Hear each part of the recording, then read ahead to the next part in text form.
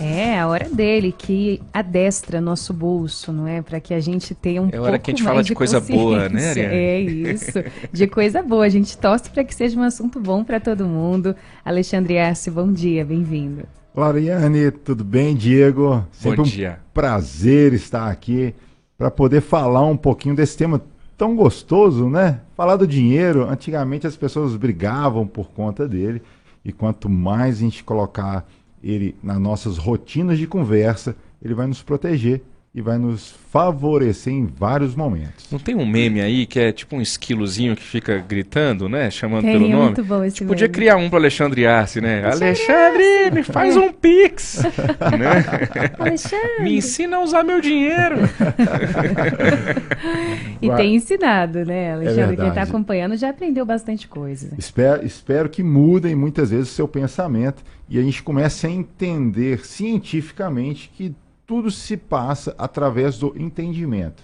E hoje o tema ele é super importante para que as pessoas comecem a ter ali uma caminhada muito mais confortável e comece a entender também, porque muitas vezes sabe qual é o caminho, mas prefere tomar um caminho diferente financeiramente Na falando. hora de fazer é mais difícil, né, É Alexandre? Às vezes a gente verdade. sabe o que fazer, mas na hora de fazer. É complicado. Ó, e hoje então a gente fala sobre economia comportamental. Vamos tentar entender com o Alexandre como que as nossas emoções podem influenciar nas decisões financeiras. E para mim é muito claro que é uma relação quase que direta, né? Inclusive, muitas vezes, por exemplo, gastar demais é uma válvula de escape para ansiedade. Você acaba ficando, cria um comportamento mesmo, um hábito e fica dependente daquilo e é algo completamente associado às nossas emoções. Acho que é sobre isso, né? Quando nós falamos de dinheiro e automaticamente a gente traz a matemática em primeiro plano, a matemática é exata. Não tem ali um pensamento, uma forma diferente. 2 mais 2, 4. A gente não tem um entendimento diferente disso. Em algumas outras matérias até existe, né? Um pensamento de um lado, um pensamento do outro. Então, quando a gente traz a economia tradicional, ela responderia para a gente de maneira lógica: eu não vou gastar mais do que eu ganho. Por quê? Porque se eu tenho 10, o meu limite de gasto é 10. Racionalmente falando, quando entendemos que existe o lado comportamental, e por isso o estudo da economia comportamental, percebe-se que o ser humano trabalha não só no racional, também trabalha com a irracionalidade. E em alguns momentos ela tem ali o seu lado positivo e tem que ser olhado. E hoje a gente vai descrever algumas vezes que possivelmente de maneira irracional o ouvinte tomou uma decisão e depois para analisar e ver, será se foi positiva ou negativa. Então, o mais importante é entender que somos seres humanos e temos ações irracionais do nosso comportamento. O importante agora é entender como isso impacta a nossa vida. E a economia comportamental ela está sendo estudada há alguns anos, né? Então você tem uma série de teorias, série de livros que nos explicam um pouco mais o comportamento humano. O Dan Ariely é um grande economista comportamental. Ele tem ali uma visão extremamente simples e mundialmente ele é aclamado ali por ter trago um pouco mais de conforto para a gente. Porque a gente fala, mas poxa vida, eu sabia que não era o caminho, melhor caminho, e eu tomei esse caminho, mas a gente vai tentar entender um pouquinho como funciona. E é interessante isso, Alexandre, porque o sistema, digamos assim, sabe disso, né? Os bancos sabem disso. Por isso que muitas vezes injetam crédito, né? Para a pessoa gastar mais do que ela tem. E porque sabe que tem um fator comportamental muito forte aí nessas decisões de finanças, né? Como que funciona a economia comportamental, Alexandre? E, como a gente falou, a tomada de decisão era para ser extremamente fácil, simples e racional. Mas, infelizmente, em alguns momentos a gente toma decisões irracionais. E isso faz com que o meu presente ou o meu futuro seja impactado. Então, vamos trazer um exemplo. Acho que todo ser humano, né, entende que se eu começar a guardar dinheiro desde a minha infância, quando chegar um determinado momento eu vou ter um conforto financeiro. né? É eu cuidar do meu dinheiro e fazer com que a minha aposentadoria seja uma realidade. E quando a gente traz as estatísticas, mostra que apenas 1%, vou repetir, querido ouvinte, voltando aí, deixando as crianças na escola, indo para o trabalho, 1% da população brasileira tem autonomia financeira na terceira idade. Não depende de ninguém. Então isso era para ser um fator racional, ele se torna irracional. Todos nós achamos que vamos ser eternos, apesar da gente entender que a média de idade para brasileiros, se eu não me engano, é na faixa entre 75 e 80 anos.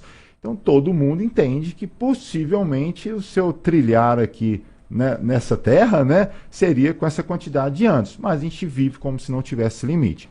O que explica isso? Economia comportamental. 1%, Alexandre? 1%. Infelizmente, Diego, 1% da população. É quase nada. É quase nada. Infelizmente. A expectativa de vida hoje no Brasil está em 77 anos. Fui na média, de 75 a 80. Então, por que as pessoas gastam mais sabendo que aquele momento era um momento de poder guardar um pouco de dinheiro? Então, são uma série de decisões irracionais que impactam na sua vida financeira e no seu dia a dia. Então, acho que o mais interessante é a gente começar a entender como funciona esses desejos, essas decisões, muitas vezes, para que você possa criar uma válvula de proteção e transformar a sua irracionalidade em fator positivo. Muito bem. E você trouxe para nós algumas nuances do nosso comportamento que influenciam diretamente, né, nas decisões financeiras. Queria que você explicasse para nós. Legal. Algumas delas, algumas que eu estou olhando aqui são muito boas. Então, toda vez que a gente toma uma decisão automática, isso dentro desse estudo, né, a gente fala que é uma heurística, é um viés. Então, ou seja, eu tomei ali de pronto ali uma decisão, vocês relataram antes de eu entrar aqui no ar, uma decisão errada, enfim, eu não vou adentrar, mas do acidente que aconteceu ali com aquela pessoa que tentou ali ultrapassar uma blitz. Enfim, e também do policial que, né, atirou. Então, ou seja, por que isso? Por que essas decisões? Mas nosso lado é financeiro e vamos nos manter dentro disso. Então, dentro desses viés, existem alguns que eu vou hoje relacionar e tenho certeza que cada um de nós vai entender que funciona mesmo. Então, um deles seria da disponibilidade. O que seria esse viés da disponibilidade? É quando nós, de uma certa maneira, a gente começa a buscar informações mais recentes para confirmar o que eu quero. Vou trazer exemplos no mercado financeiro. Eu vou comprar uma ação. Então eu começo a analisar no curtíssimo prazo o que está em alta para que essa decisão seja fortalecida por esse estudo. Será que é o melhor? Será que eu não vou olhar ali o para trás? Se eu começo a superestimar que esse meu olhar é um olhar mais favorável e mesmo não entendendo se realmente isso pode ser confirmado com um longo prazo, eu tomo minha decisão. E isso acontece em vários outros cenários. Mas você meio que condiciona isso, né, Alexandre? Pra você se sentir um pouco melhor, talvez. Pronto, eu preciso de uma confirmação para minha tomada de decisão. Quando eu percebo que eu estou enviesando através dessa heurística da disponibilidade, eu faço o quê? Eu estou sendo altamente induzido a tomar uma decisão baseada numa informação que não está completa. E isso é muito interessante. Então, quando a gente fala do mercado financeiro, principalmente na área de renda variável, as pessoas começam a ouvir muito sobre um assunto, olha bem rapidamente, superficialmente, vai lá e toma a sua decisão e logo depois vem ali um retorno não esperado e vem a dor. Então, por isso, super importante ver essa questão da disponibilidade. Vamos seguir viés da confirmação. Eu vou começar, acho que o brasileiro gosta de carro. Eu estou tendo a feliz oportunidade, meu sogro está lá em casa, é uma pessoa que adora um carro. E o viés do carro é super legal. Toda vez que a gente vai comprar alguma coisa, pega o carro, a gente tem hoje carro elétrico, né, e o carro a combustão. Então as pessoas começam a buscar informações que favoreçam aquele carro.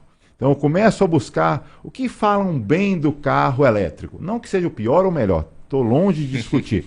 Então eu começo a buscar qual informação é do meu interesse. E quando ela é do meu interesse, me fortalece a minha decisão. Mesma coisa no modelo de investimento. Se eu gosto de investir em determinado produto, eu começo a olhar só o que falam bem daquele produto. Esqueço ali as críticas. Dessa forma, a minha decisão fica confortável, mas fica enviesada.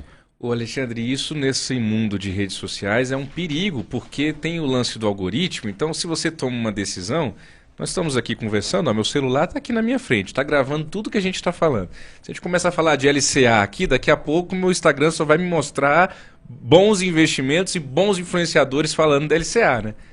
Por isso a confirmação. É uma forma que hoje a inteligência artificial entende cada vez mais o conforto do ser humano e ele traz esse conforto recorrentemente. Como você mesmo falou, quando você termina de falar um assunto do qual não é de costume, automaticamente vem muita confirmação de consumo, você toma aquela decisão e logo depois percebe, será que aquela era realmente a melhor decisão? Principalmente quando ela traz o retorno diferente do que você esperava. Muito bem, e eu acho que não tem...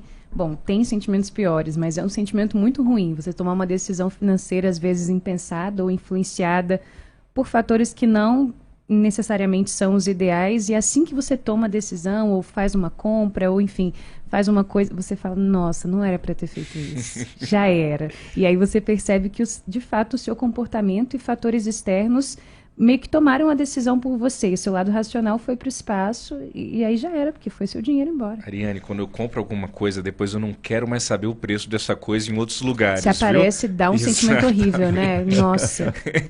Qualquer 10 centavos que você tenha gasto a mais, você fala, nossa, não era para eu ter. Bom, seguindo, Alexandre, você coloca também aqui excesso de confiança, aversão a perdas e efeito manada. Legal. Então, você até falou agora, quando eu gasto 10 centavos a mais, R$1 a mais me traz uma dor diferente, que é a aversão à perda. E a gente tem alguns exemplos super legais.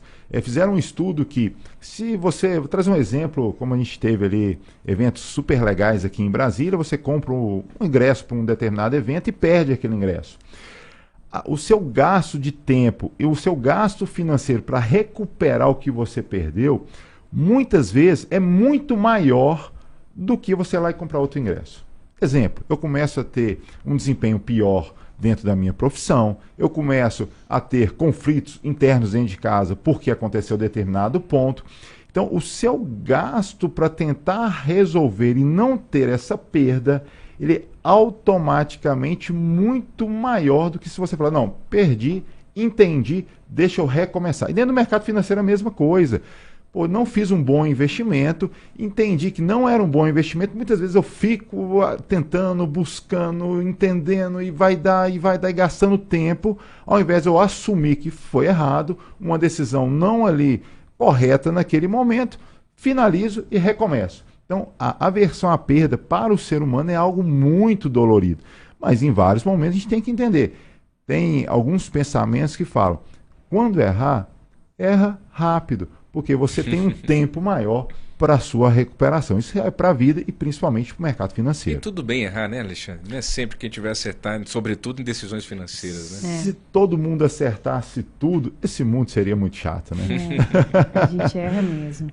E o efeito manada? E o efeito manada, a gente percebe isso o tempo inteiro, né? As pessoas fazendo ali muitas vezes aquisições, não sabe por quê. Não traz reflexão. Vai todo mundo. Mudou a cor de blusa hoje, mais bonita é amarelo. Todo mundo vestindo amarelo.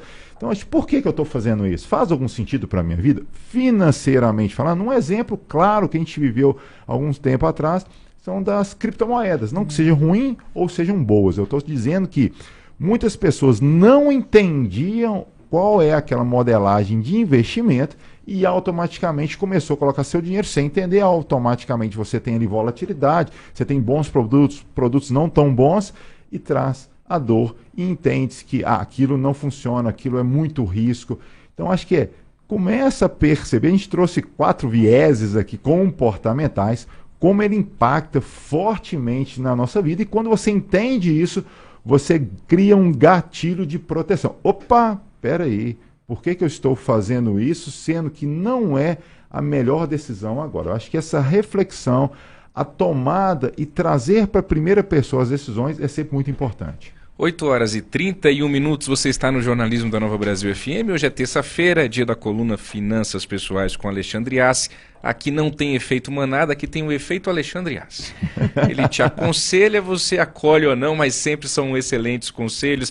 Alexandre, para a gente concluir esse nosso bom bate-papo, como sempre, como tomar melhores decisões financeiras com base na economia comportamental? Excelente. Então a gente mostrou aqui alguns gatilhos ruins. Então, como eu faço para me proteger? Então, cadê a definição clara das suas metas financeiras? Se eu tenho isso claro, eu tenho uma proteção acessória de não fazer, não, né, através dos vieses de comportamento, trazer ali um resultado diferente. Ter cautela nas minhas decisões, avaliar objetivamente, né, as minhas escolhas, compará-las, e toda vez que eu tiver uma decisão e perceber que ela foi errada, parar rapidamente, para evitar que esse erro, né, fique maior, o buraco fique maior. Muito bom. Se for para errar, erre rápido. Essa é a grande dica do dia hoje. Hein? Muito bem. Esse foi Alexandre Assi, nosso colunista, falando de finanças pessoais sempre às terças-feiras, aqui no Jornal Nova Brasil Brasília. Alexandre, obrigada por hoje e até semana que vem. Eu que agradeço, mas tem uma coisa que nunca estará errada, é trazer cor para o seu dinheiro.